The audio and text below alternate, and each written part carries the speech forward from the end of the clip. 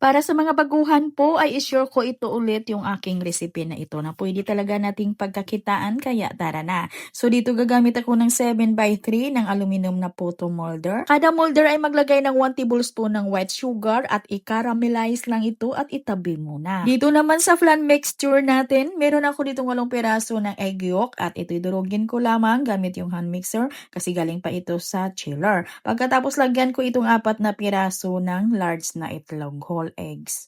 At maglagay lang ako ng 1 teaspoon ng vanilla extract and then haluin ko muna yan ng padahan-dahan. Pagkatapos maglagay na ako ng 1 can or 390 grams na condensed milk. At isang lata na evaporated milk or yung 370 ml. At haluin lang natin ito ng padahan-dahan until well combine yung mga ingredients natin. At salain natin ito sa 3 beses. At yung flan natin ay ilagay na natin dito sa ating mga molder. At sa ating recipe ngayon, makagawa tayo dito ng 23 pieces ng ganitong mga sizes na molder. At kapalanan natin yung ating flan para mas masarap at maganda din tingnan. So dito na tayo sa ating cake batter mixture. Gagamit ng 5 peraso na egg yolk at lagyan ng 1/4 teaspoon ng iodized salt, 1 teaspoon vanilla extract at 1/4 cup na white sugar. At haluin ko muna yan bago ako maglagay ng 1/4 cup evaporated milk at 1/4 cup na mantika. Sa ating flavor naman, maglagay lang ako ng 1 tablespoon ng OB flavor powder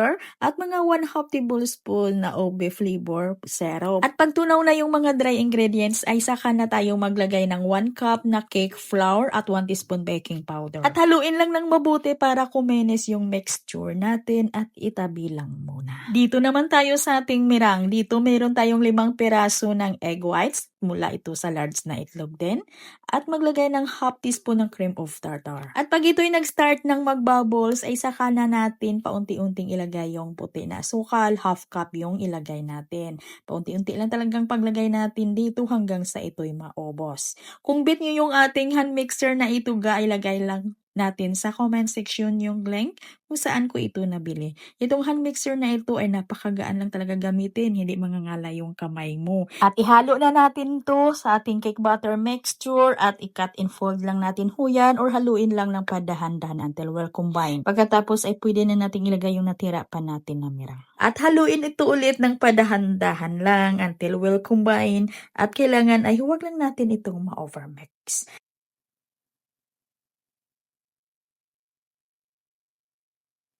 At yung ating cake batter mixture ay tama lang dito sa ating 23 pieces na molder. At sa puntong ito, kailangan ay nakapagpainit na tayo ng ating oven. Kasi pagkatapos nito ay isa lang na natin ito agad. At yung pinagpatungan ng ating mga mixture, ilagyan natin ng mainit na tubig. Ito po yung tinatawag na bain-marie method. Ipantay natin yung tubig sa kapal ng ating flan mixture. Ay pagkasalang natin dito sa oven, ay doon na tayo maglagay ng mainit na tubig.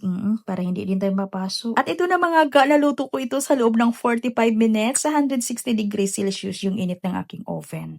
At ito'y pinalamig ko muna ng konti bago ko ito tinanggal sa kanyang mga molder. At dandahanin lang natin yan sa pagtanggal. At ang bintahan dito ay depende ho yan sa inyo ha, depende sa inyong costing.